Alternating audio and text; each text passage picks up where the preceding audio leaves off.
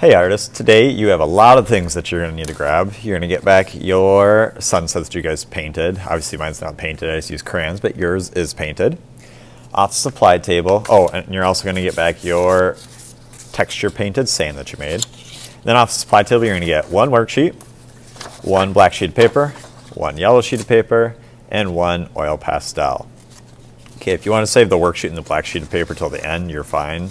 If you want to do that, might just get in your way. The first thing I'm going to do is I'm going to take that brown and tan strip of paper and I'm going to cut it right down the middle. Okay, so I'm going to end up with a strip of brown and a strip of tan. Like this. Next, I'm going to take my strip of paper and I'm going to carefully tear it down the middle. Okay, don't rush it. You don't want to end up ripping like a chunk off the side. Just carefully tearing. So I get two strips of brown and do the same thing to my tan.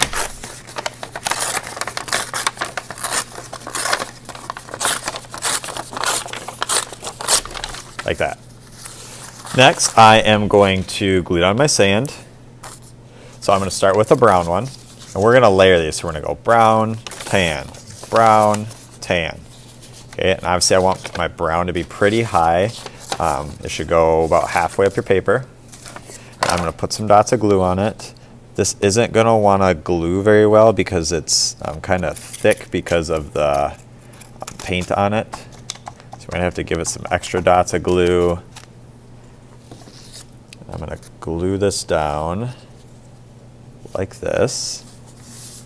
Okay, you might need to flip it over and give it a back rub after each layer.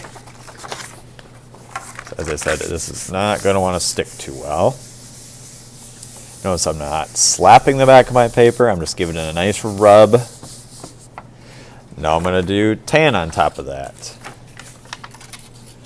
So dots of glue. And these are going to overlap a little bit. Like this. Okay, make sure that you can't see any of that background paper under it. Like that. Now I'm going to do brown again. Dots of glue. Remember, you might need some extra glue. Brown's going to overlap a little bit. And I've got one more tan piece.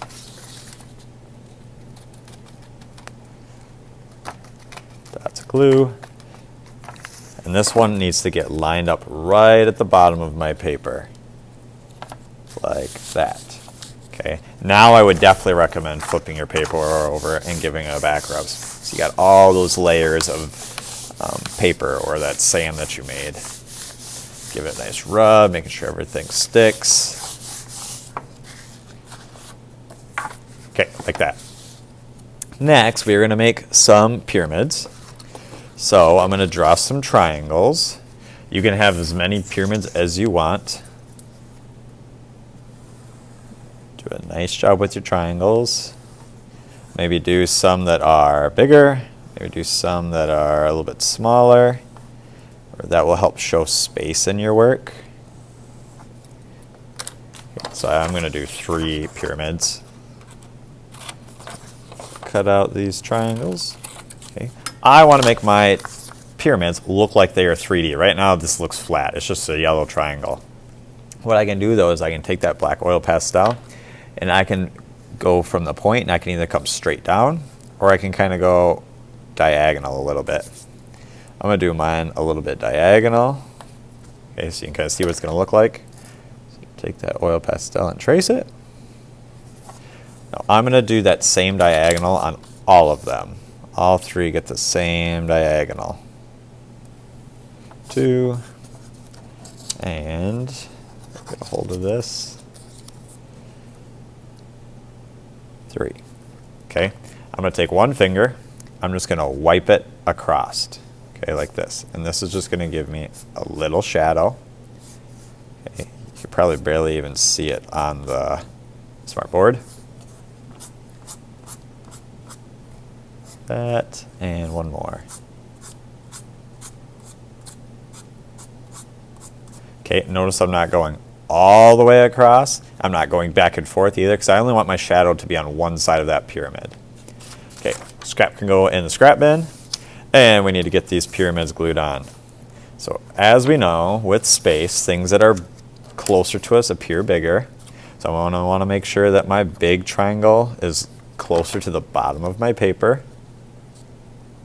Put that one there. Here's my medium one. He's going to be up a little bit higher. And I'm going to do one more. Like this. Okay, so showing space. The last thing I'm going to do is we can add a camel or two if you've got time. So I'm going to need that black strip of paper. And I'm going to need that worksheet. Okay, it says how to draw a dromedary, excuse me. That is a one-humped camel. You're going to start with a pencil. I'm going to use a silver Sharpie so you can see my drawing. And this shows you step by step how to draw them. Okay, think about how big you want it to be too. You don't want your camel to be the size of your sheet of paper. That would be huge on your artwork. Okay, so think about your pyramids. Right? If this is a pyramid here, I'm not going to want a ginormous camel. Okay, I got to make him look kind of like he belongs. All right, so maybe I want him to be a little bit closer so I can make it a little bit larger.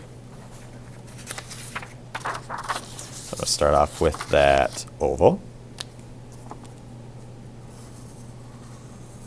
I'm just using a silver Sharpie so you can see. I'm going to give him that little neck. And an oval head. Give him a couple legs.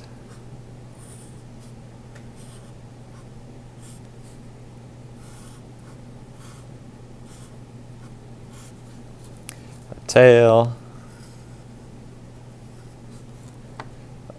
That hump on his back. And a couple little ears.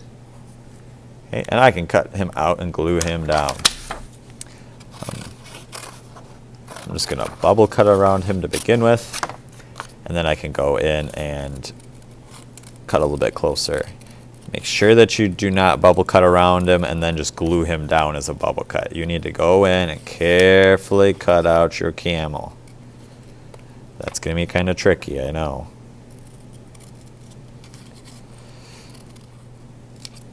Okay, got my camel cut out, and I can glue him down. Now, as I said, we want to think about space. I also want to think about size. I don't want to put my camel right here because he looks like he's as tall as the pyramid.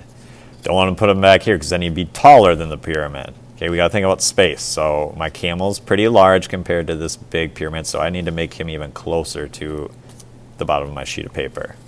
Remember, things that are close to us go at the bottom of your artwork. That is space. Put some dots of glue. And you can glue him down or her down. Okay, you're welcome to add more camels if you'd like. You got that whole scrap. When you're done, these are going to go in the drying rack. Be sure to clean up after yourself when you're all finished.